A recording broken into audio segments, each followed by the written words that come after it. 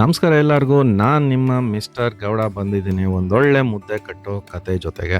ಹೌದು, ನಾನು ಅಮೇರಿಕಾಗೆ ಹೋಗಿದ್ದು ಅಂದರೆ 2015ರಲ್ಲಿ. ಅದಾದಮೇಲೆ ಈ ಥರ ಮಾಸ್ ಮುದ್ದೆ ಕಟ್ಟಿದ್ದನ್ನು ನೋಡಿಲ್ಲ, ಮುದ್ದೆ ತಿಂದಿದ್ದನ್ನು ಕೂಡ ನೋಡಿಲ್ಲ. ಬಟ್ ಈ ಸರಿ ಬಂದಾಗ ನನ್ನ ಬಾಮಾಯಿದನ ಮದುವೆಯ ಬೀಗ್ರ ಊಟದಲ್ಲಂತೂ ಇದನ್ನೆಲ್ಲ ನೋಡಿ ಫುಲ್ಲು ಕಣ್ ತುಂಬ್ಕೊಂಬಿಟ್ಟೆ. ಹೌದು, ನೀವೆಲ್ಲೇ ಕೇಳಿರ್ತೀರ, ನೋಡಿರ್ತೀರ. ಬಟ್ ಈ ಥರ ಎಲ್ಲ ಅನುಭವಿಸೋದು ತುಂಬ ಕಷ್ಟ ಕಣ್ರಿ.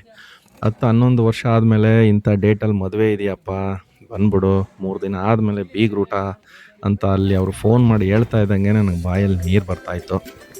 ಅಂದಾಗೆ ನಾನೊಂದು ಅರ್ಧ ಗಂಟೆ ಮುಂಚೆನೇ ಬಂದು ಇಲ್ಲಿ ವೆಯ್ಟ್ ಮಾಡ್ತಾಯಿದ್ದೆ, ಯಾವ ಥರ ಇವರು ಮುದ್ದೆ ಕಟ್ತಾರೆ, ಏನು ಎತ್ತ ಅಂತ. ಯಾಕೆಂದರೆ ನಾವು ಮನೇಲಿ ವಾರದಲ್ಲಿ 1-2 ದಿನ ಮುದ್ದೆ ಕಟ್ಕೊಂಡು ತಿಂತೀವೋ ಏನೋ. ಯಾಕೆಂದರೆ ಆ ಮುದ್ದೆ ಕಟ್ಟೋದು ಒಂದು ದೊಡ್ಡ ಕಷ್ಟ, ಅದನ್ನು ತೊಳೆಯೋದು ಒಂದು ಕಷ್ಟ ಅಂತ ನಮಗನ್ಸುತ್ತೆ. ಬಟ್ ಇಲ್ಲಿ ಮುದ್ದೆ ಕಟ್ಟೋರನ್ನು ನೋಡಿದ ಮೇಲಂತೂ ನನಗಂತೂ ಫುಲ್ ಆಶ್ಚರ್ಯ ಆಯಿತು. ಸೊ ಇಲ್ಲಿ ಆಲ್ಮೋಸ್ಟ್ ಒಂದು 2,500 ಜನಕ್ಕೆ 3,000ದಷ್ಟು ಮುದ್ದೆನ ಕಟ್ಟು ಬಿಸಾಕಿದ್ರು ಕಣ್ರಿ. ಅಂದರೆ ಇಲ್ಲಿ ಕಾಣಿಸ್ತಾ ಇರೋರು ಯಾರು ಭಟ್ರುಗಳಲ್ಲ, ಬಟ್ ಎಲ್ಲರೂ ಪಂಟ್ರುಗಳೇ ಮುದ್ದೆ ಕಟ್ಟೋದ್ರಲ್ಲಿ. ಎಲ್ಲ ನಮ್ಮ ಅಣ್ಣ ತಮ್ಮದಿರೇನೆ.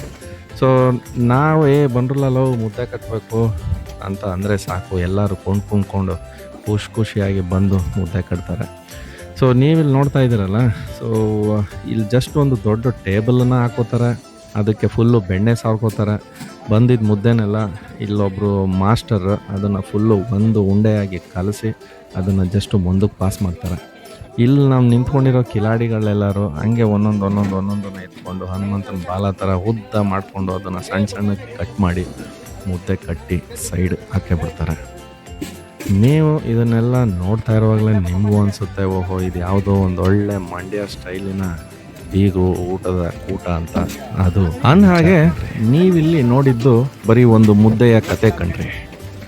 ಇವನೇನಪ್ಪ ಬರೀ ಮುದ್ದೆ ಮಾಡೋದನ್ನ ಮಾತ್ರ ತೋರಿಸ್ತಾ, ಅಲ್ಲೇನು ಬೇರೆ ಐಟಮ್ ಏನು ಇರಲೇ ಇಲ್ವಾ ಅಂತ ಅನ್ಕೋಬೇಡಿ. ನಾನೀಗ ಆ ಐಟಮ್ಗಳ ಹೆಸರುಗಳು ಹೇಳಿದ್ರೆ ನಿಮ್ಮ ಬಾಯಲ್ಲಿ ನೀರು ಬರೋದಂತೂ ಗ್ಯಾರಂಟಿ. ಮಟನ್ ಸಾರು, ಬೋಟಿ ಗೊಜ್ಜು, ಚಿಕನ್ ಫ್ರೈ, ಚಿಕನ್ ಚಾಪ್ಸ್, ಕಬಾಬ್, ಮೊಟ್ಟೆ ಫ್ರೈ, ಕೊನೆಗೆ ಎಲ್ಲರ ಕೈಗೂ ಒಂದೊಂದು ಬಾಳೆಹಣ್ಣು. ಈ ಐಟಮ್ಗಳನ್ನೆಲ್ಲ ಯಾವ ಥರ ಮಾಡಿದ್ರು, ಪ್ರಿಪ್ರೇಷನ್ ಯಾವ ಥರ ಇತ್ತು, ಒಂದೊಂದು ಐಟಮು ನೋಡಿದ್ರೆ ಹೆಂಗೆ ತಿನ್ನಬೇಕಪ್ಪ, ಎಷ್ಟೊತ್ತಿಗೆ ತಿನ್ನಲಿ ಅಂತ ಅನ್ನಿಸ್ತಾ ಇತ್ತು ನನಗಂತೂ. ಇದನ್ನೆಲ್ಲ ಯಾವ ಥರ ಪ್ರಿಪ್ರೇಷನ್ ಮಾಡಿದ್ರು ಅಂತ ನಾನು ನನ್ನ ನೆಕ್ಸ್ಟ್ ವಿಡಿಯೋದಲ್ಲಿ ಹಾಕ್ತೀನಿ. ಅಲ್ಲಿವರೆಗೂ ಸ್ಟೇ ಟ್ಯೂನ್.